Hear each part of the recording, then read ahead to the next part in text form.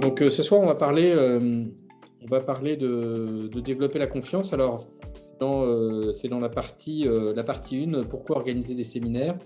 Alors, pour ceux qui n'ont pas l'ouvrage, je remonte un peu au niveau du sommaire pour vous dire où se situe cette partie. Voilà, donc en fait, le bouquin, il est structuré. Bon, il y a une introduction. On a passé les 3 précédentes séquences sur l'introduction. Et puis, là, on rentre vraiment dans le vif du sujet, donc avec un chapitre en 3 parties, une partie en 3 chapitres, je ne sais pas comment on dit. Pourquoi organiser des séminaires avec ce triptyque confiance, vision, coopération, qui est un triptyque que j'utilise vraiment depuis des années. Et donc, on rentre dans chacun de ces sujets pour expliquer au fond le sens, en fait. Quel sens ça a d'organiser des séminaires d'équipe? Et puis ensuite, les parties suivantes, on parle de comment est-ce qu'on design, les recettes, les ingrédients, et enfin des cas réels. Donc, c'est un bouquin qui est très pratique. Voilà, ça c'est la précédente preuve. Ce soir, je vous parle de la confiance. Et on va faire les pages 17 à 20.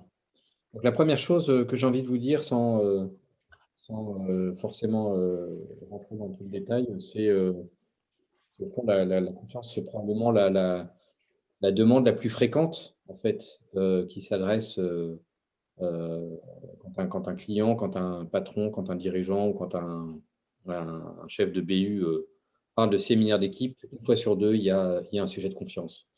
Et du coup, quelques signes ici qui permettent de repérer qu'on a affaire à cet enjeu-là, parmi d'autres éventuels enjeux du séminaire.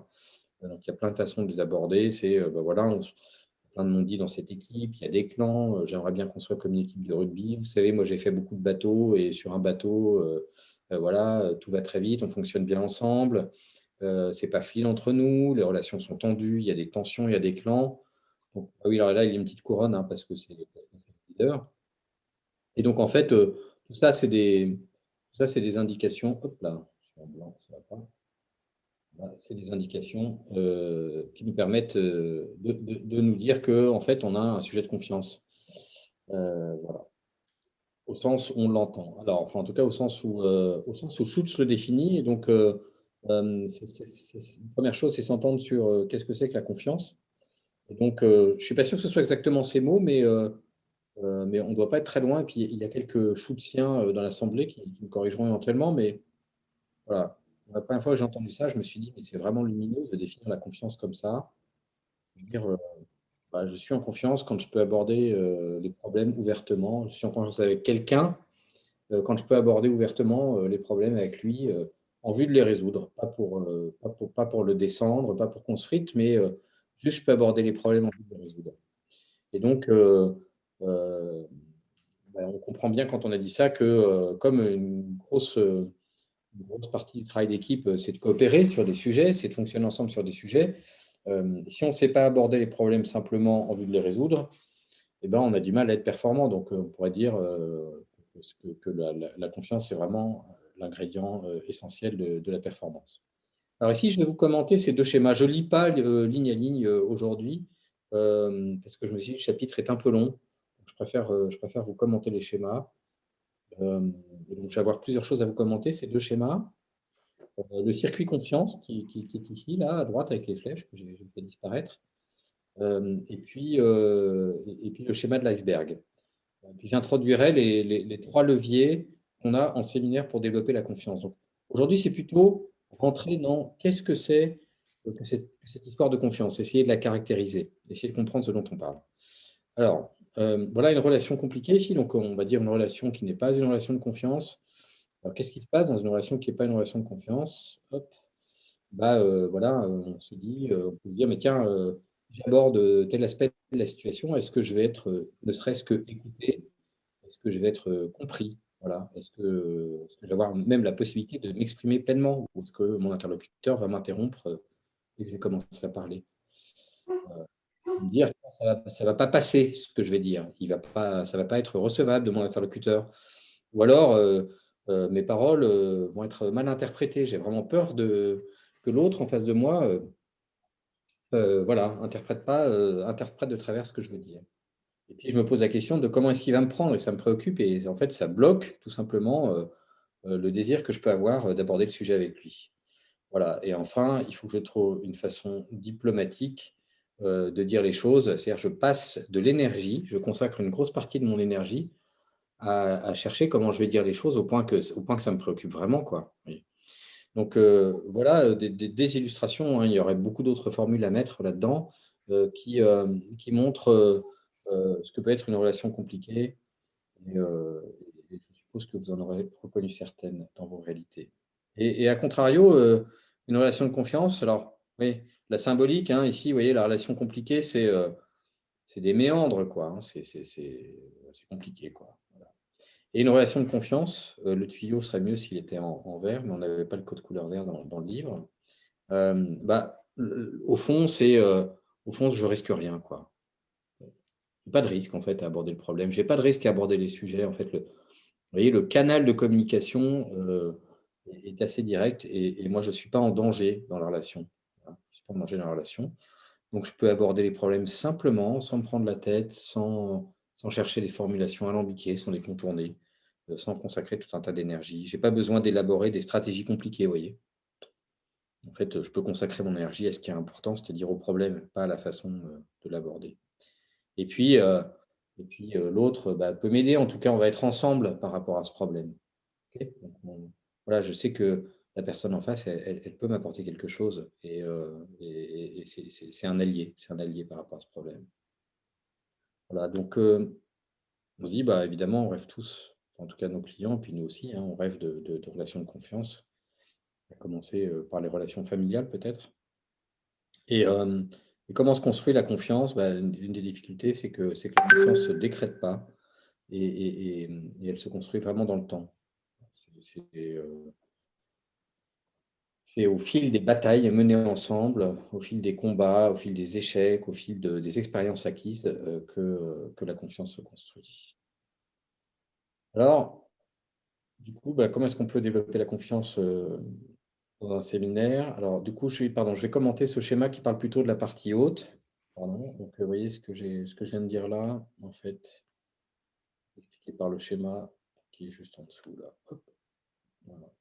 Le circuit confiance, c'est vachement intéressant d'avoir ça en tête, c'est assez simple, hein. Donc, vous voyez, on collabore, on partage des expériences, on est dans une même équipe, on fait plein de matchs, hein, si on prend l'analogie sportive, on a des épreuves, on s'engueule, voilà, et on trouve des terrains d'entente. Et puis dans toutes ces occasions, bah, en fait, on se confronte l'un à l'autre, tout simplement. Et en fait, au fil de ces expériences partagées, en fait, on construit tout simplement une connaissance réciproque. C'est-à-dire qu'on comprend mieux comment fonctionne l'autre, on a un modèle mental, on sort de nos a priori, qu'ils soient positifs ou négatifs. Ou alors on renforce des a priori, mais à partir d'expériences réelles, et on construit un modèle mental de l'autre, en fait. Tout simplement, on le connaît mieux, hein, si on dit les choses en français très simple, et on comprend mieux ses forces, ses limites, ses sources de motivation, ses sources de stress, donc voilà, son talent, son ombre. Donc, et c'est au fil des expériences partagées que ça se construit, et c'est ça qui fait que quand vous avez des gens qui ont travaillé ensemble depuis de nombreuses années, qui sont restés ensemble à travers de nombreuses années, bah, ça fait souvent un niveau de confiance élevé, quand ils ont choisi en tout cas de rester ensemble. Et en fait, cette connaissance, bah, ce qu'elle construit, c'est de l'estime réciproque, c'est-à-dire ça permet notamment d'admirer, d'estimer, voire d'admirer l'autre dans ses talents.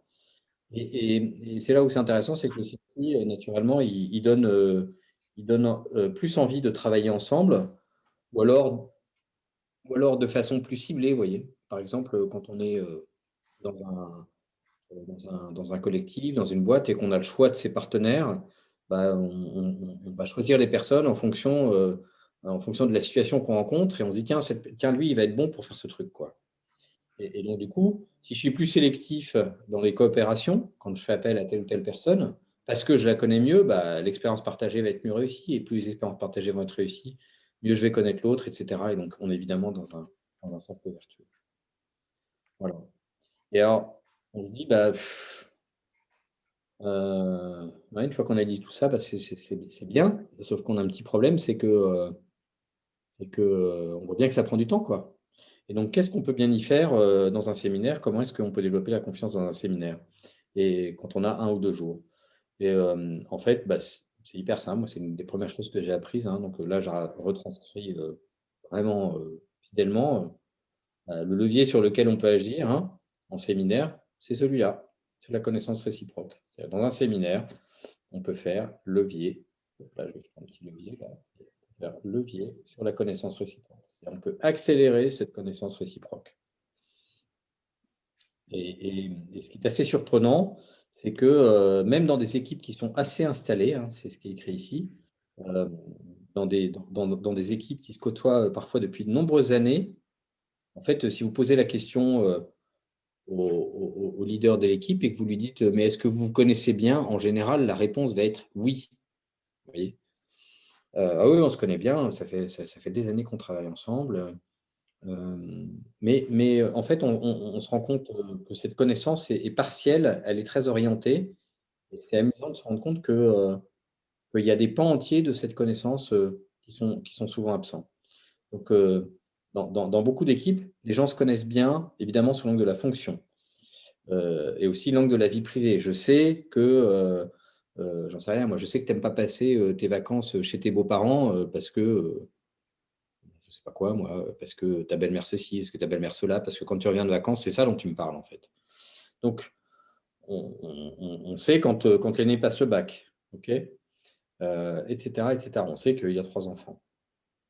Mais ce qui est intéressant, c'est que cette connaissance-là, par rapport à notre sujet de confiance, elle est assez inutile. Donc, bien se connaître, ici, ce qui nous intéresse, ce n'est pas cette connaissance-là. Mais ce qui nous intéresse, c'est l'angle de l'identité professionnelle. C'est-à-dire, au fond, qui es-tu professionnellement parlant? Parce que dans mon circuit, ce qui va avoir une utilité, quelque chose qui va développer la confiance, c'est le fait de connaître l'autre, surtout professionnellement parlant. Alors pourquoi? C'est juste une illustration. Hop. Voilà, donc ici c'est un simple iceberg, vous voyez. Donc on connaît le job de l'autre, on connaît sa situation de vie, ça, il n'y a pas de problème. Son métier, c'est la vie, il n'y a pas de problème. Et sous la ligne de flottaison, là, il y a des choses qui sont plutôt de l'ordre des aspirations, des leçons tirées des échecs, des projets que cette personne-là. Vous voyez. Et vous vous rendre compte un jour que, j'en sais rien, moi, je me souviens d'un client comme ça, son projet, c'était de devenir ébéniste, hein. Projet de toujours, quoi. Puis un jour, il a changé de vie, il a pris une deuxième vie professionnelle et il est devenu ébéniste. Sa zone de puissance, peut-être que vous ne l'observez pas dans le cadre de son travail, ses craintes. Bon, je pense que j'ai fait le tour. Et l'ensemble de ses compétences, parce que toutes les compétences ne sont pas forcément à l'œuvre dans le cadre d'un poste. Et vous voyez certaines des compétences, mais vous ne les voyez pas toutes. Donc, pour faire court, voilà, tout ça, la partie haute, là, en fait, on le réalise assez rapidement. C'est facile, les gens partagent assez facilement là-dessus, ça se voit. Cette partie-là, qui est la plus utile, eh ben, on en parle peu. On voit ce qui peut se voir dans le cadre d'un poste.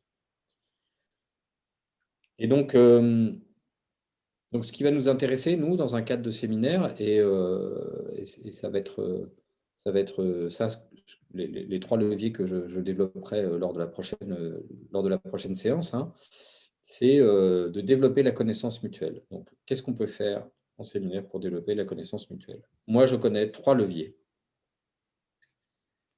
Donc, le premier levier, c'est passer du bon temps ensemble. Tout simplement, un peu par définition, un séminaire, ça peut être un bon moment. Faire en sorte que ce soit un chouette moment, quoi. Et on n'a pas forcément besoin de faire des choses très farfelues pour passer un bon moment ensemble. On en reparlera la prochaine fois, hein, mais évidemment, le choix du lieu, le choix du cadre, ici ou là, une activité bien sentie, qui ne constitue pas un challenge, mais qui permet juste aux gens de se rencontrer. Voilà, donc passer du bon temps ensemble, ça, c'est quelque chose sur quoi on a un levier en tant qu'accompagnateur. Le niveau 2, le deuxième levier, et très honnêtement, c'est celui-là que j'utilise le plus, c'est donner la possibilité aux membres de l'équipe, aux participants, de se présenter de façon approfondie, c'est-à-dire de rentrer dans ces sujets qui sont vraiment intéressants qui sont la partie immergée de l'iceberg. Et donc de leur donner un outil, un processus, une modalité de travail pour se présenter de façon approfondie. Et enfin, le troisième niveau, consiste à donner un langage commun qui aide à mieux se comprendre. Et là, vous retrouverez, voilà, qu'est-ce que j'entends par langage commun? C'est des outils de type profil de personnalité, que ce soit process communication, MBTI, Ennéagramme, DISC, j'en passe, c'est des meilleurs. Mais au fond, qui va avoir l'intérêt, déjà un premier niveau, de faciliter la rencontre, quoi, d'avoir un référentiel qui permette de se dire plus facilement. Donc, à des membres d'une équipe, de se dire plus facilement, de se comprendre plus facilement. Sachant que voilà, ce sont des outils qui peuvent être utilisés à différents niveaux suivant les besoins. Voilà, donc au fond, ce que je vous invite à retenir peut-être, si je récapitule, c'est la question du... Voilà, relation de confiance égale une relation dans laquelle on peut aborder le problème simplement. Donc, la définition de la confiance.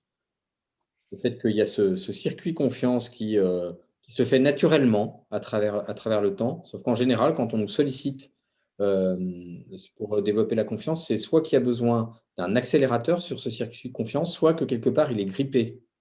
Il y a quelque chose qui ne se produit pas naturellement dans l'équipe.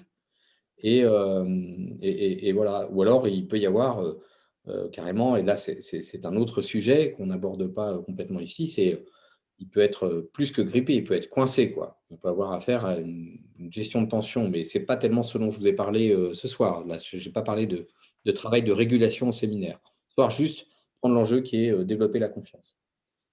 Et puis enfin, qu'est-ce qu'on peut y faire en séminaire? Notre levier, c'est d'accélérer la connaissance réciproque. Peut-être un petit complément.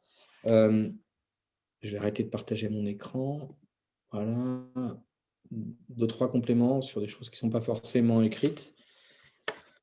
Il y a quand même des contextes où on rencontre quasiment systématiquement l'enjeu de confiance. Il y en a un qui est une évidence, c'est dans un contexte de fusion, de rapprochement d'équipe. Donc, à l'évidence, là, on a cette question d'accélérateur. Comment est-ce qu'on fait pour créer de la connaissance réciproque? Là, avec un de mes associés, on est en train d'accompagner une fusion de groupes. On n'a pas le droit d'en parler, mais on a un séminaire bientôt le 16 mars. C'est quand? Cette semaine, vendredi. Vendredi matin. Et il y a les 30 top managers. Et en fait, ils se connaissent. C'est deux entités qui fusionnent, qui se rapprochent. Et en fait, ils ont travaillé ensemble. Ils ont fait des workshops, des machins, des trucs, des ateliers sur connaissance des business, des segments, des je sais pas quoi. Enfin, tous les workshops du monde que vous voulez. Sauf qu'il y a un truc qu'ils n'ont pas fait, c'est juste faire connaissance. Et donc, on va faire ça à un niveau d'ambition, mais vraiment très, très bas. Et on va faire en sorte que les gens puissent se rencontrer en one-to-one. On va leur poser des questions. Donc, on va utiliser ce processus qui s'appelle les cercles concentriques, hein, qui fait partie, qu'on trouve dans le référentiel du design de séminaire, mais dans d'autres référentiels aussi. Donc, ils vont se rencontrer individuellement, un à un, de façon aléatoire, parce que ça a lieu à distance. Et puis, ils vont avoir une question sur laquelle ils vont échanger pendant 2-3 minutes.